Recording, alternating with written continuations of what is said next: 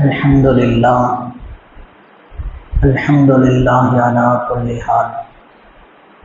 அல்லாஹு தாலா நமக்கெல்லாம் தராவி தொழுவதற்கு வாய்ப்பை கொடுத்தான். அல்ஹம்துலில்லாஹ் சும்மா அல்ஹம்துலில்லாஹ்.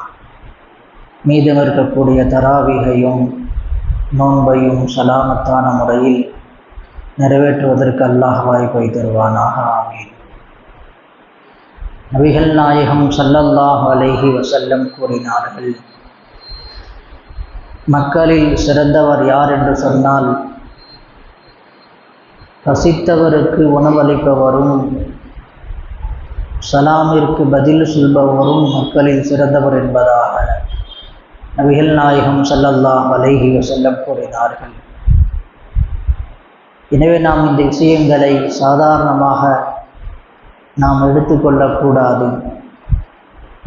ஒருவர் நம்முடைய வீட்டிற்கு வந்து யாசகம் கேட்கிறார், ஏதாவது உணவை கேட்கிறார் என்று சொன்னால் அவருக்கு நாம் கொடுக்க வேண்டும். அப்படி நாம் கொடுக்கிற போது மக்களில் சிறந்த நபராக நாம் ஆகிவிடுகிறோம். ஸல்லல்லாஹு அலைஹி வஸல்லம் சொன்னாங்க, நீங்கள் கொடுக்கக்கூடிய தான தர்மங்கள் யார் வந்து கேட்கிறார்களோ அவர்களுடைய கைக்கு செல்வதற்கு முன்பாக அல்லாஹு ஜல்ல சுபஹானஹு தஆலா நாம் கொடுக்கக்கூடிய தான தர்மங்களை முதலில் அவன் வாங்கிக் கொள்கிறான்.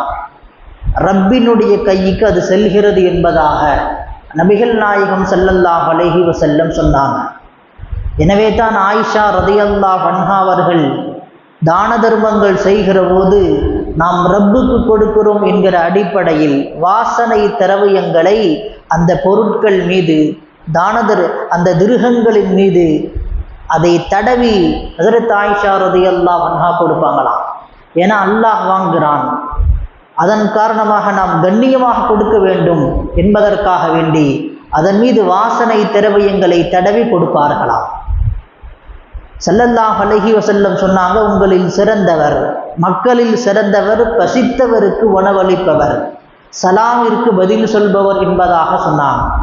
சலாமிற்கு பதில் சொல்வதை நம்ம சாதாரண எடுத்துக்கொள்ளக்கூடாது. பல நபர்கள் சலாம் சொல்லுவாங்க, ஆனால் பதில் சலாம் வராது.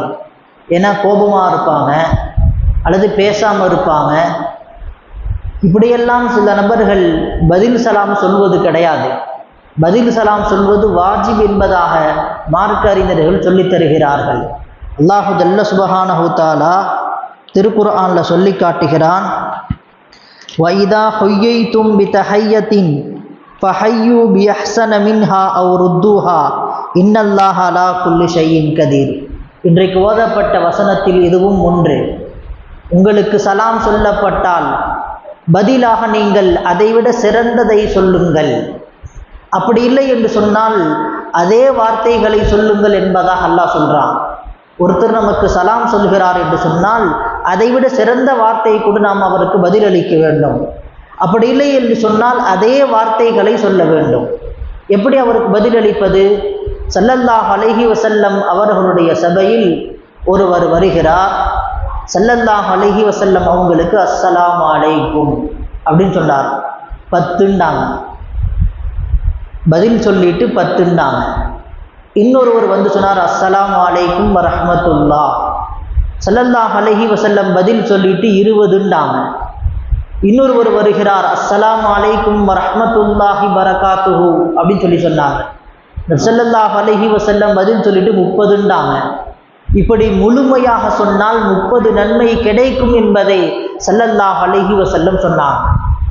நல்லடியார்கள் சொல்லித் தருகிறார்கள், குறைந்த நேரத்தில் ஒரு நொடி பொழுதில் கூடுதலான நன்மை கிடைக்கக்கூடிய 5 காரியங்கள், ஒரு நொடி பொழுதில் அதிகமான சவாபுகளை பெற்றுத்தருகிற 5 விஷயங்கள் இருக்கிறது.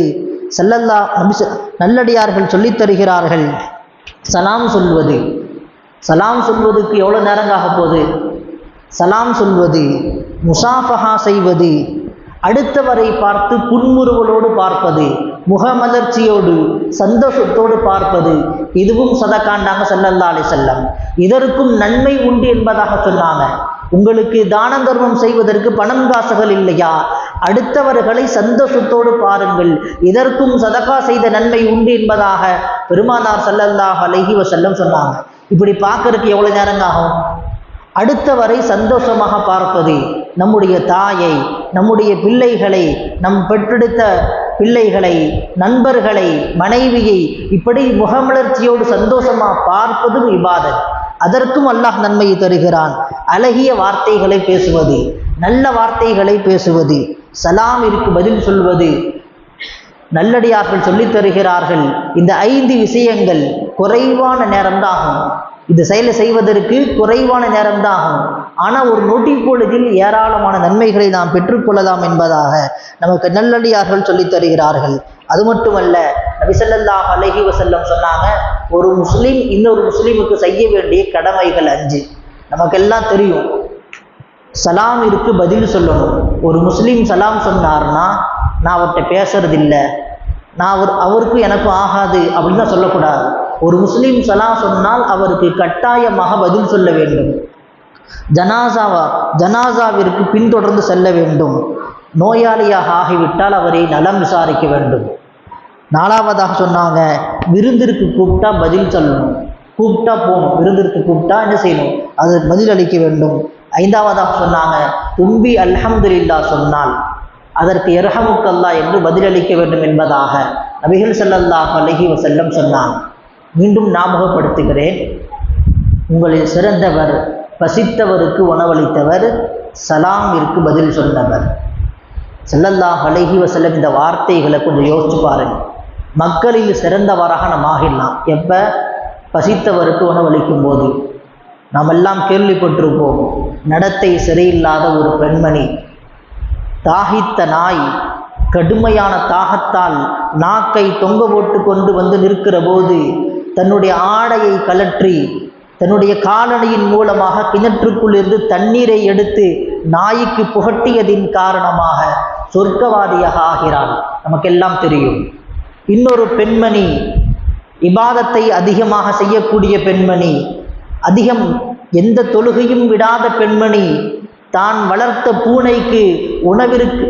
வளர்த்த பூனைக்கு சரியாக உணவு கொடுக்காததின் காரணமாக நரகத்திற்கு சென்றதாக நபிகள் ஸல்லல்லாஹு அலைஹி வஸல்லம் சொன்னார். உணவு ஜீவராசிகளுக்கும் உணவு கொடுக்க வேண்டும். பசித்தவிருப்பவர் யாராக இருந்தாலும் சரி, அது மனிதராக இருந்தாலும் சரி அல்லது மிருகங்களாக இருந்தாலும் சரி, அதற்கு உணவுகளை கொடுக்கிற போது சிறந்த மனிதராக ஆகிறோம். இல்லை, சொர்க்கத்தை பெற்றுத்தரக்கூடிய அமலாக இருக்கிறது. சிறந்த மனிதர் என்று ஸல்லல்லாஹு அலைஹி வஸல்லம் சொன்னாங்க. அப்படிப்பட்ட பெரிய பாக்கியம் இந்த விஷயங்கள்ல கிடைக்குது. நம் வீட்டுக்கு ரமலானுடைய காலத்தில் எத்தனையோ நபர்கள் வர்றாங்க. நாம் என்ன செஞ்சிடக்கூடாது? என்ன அடிக்கடி வந்துட்டே இருக்கிறீங்க, தொல்லை பண்ணுறீங்க, இது போன்ற வார்த்தைகள்லாம் சொல்லிடக்கூடாது. அல்லாஹ் ஜல்ல ஷானஹு நபி ஸல்லல்லாஹு அலைஹி வஸல்லம் சொன்னாங்க, கியாமத்து நாளில் அல்லாஹ் சொல்வானா, நான் உங்கள் வீட்டுக்கு வந்தேன், தண்ணி கேட்டு வந்தேன், உணவு கேட்டு வந்தேன், ஆடையை கேட்டு நான் வந்தேன், நீ எனக்கு தரவில்லை என்பதா அல்லாஹ் சொல்வானா. இந்த ஹதீஸ்லாம் நம்ம பிரபலமாக கேள்விப்பட்டிருப்போம்.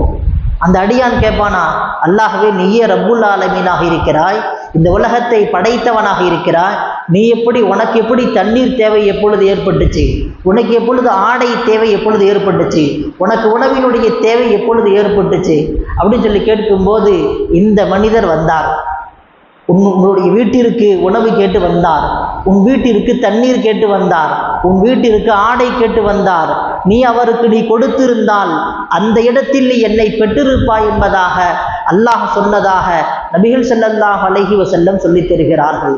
எனவே நம் வீட்டுக்கு வரக்கூடிய யாரையும் என்ன செஞ்சிடக்கூடாது? வெறுங்கையோடு அனுப்பிச்சிடக்கூடாது. அல்லாஹ் அனுப்புகிறான். அவர்களுக்கு கொடுப்பதின் மூலமாக ரப்பை பெற்றுக்கொள்ள முடியும். எனவே தான தர்மம் என்பது மிகச்சிறந்த அமல். மக்களில் சிறந்தவர் என்கிற பட்டத்தை பெறக்கூடிய பாக்கியத்தை நமக்கு இலகுவாக கிடைக்கிறது ரமலானுடைய காலத்தில் மிக இலகுவாக கிடைக்குது. எத்தனை பேர் நம்ம வீட்டுக்கு வர்றாங்க, அவர்களுக்கு ஏதாவது கொடுத்து அனுப்பணும். எத்தனை பேர் சலாம் சொல்கிறார்கள், அவர்களுக்கு நாம் பதில் சொல்ல வேண்டும்.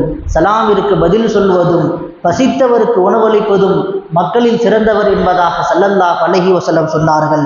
அப்படிப்பட்ட சிறந்த மக்களாக அல்லாஹு தஆலா என்னையும் உங்களையும் ஆக்கி அருள் புரிவானாக. ஆமீன். வ ஆகிரு தஅவானா அல்ஹம்துலில்லாஹி ரப்பில் ஆலமீன்.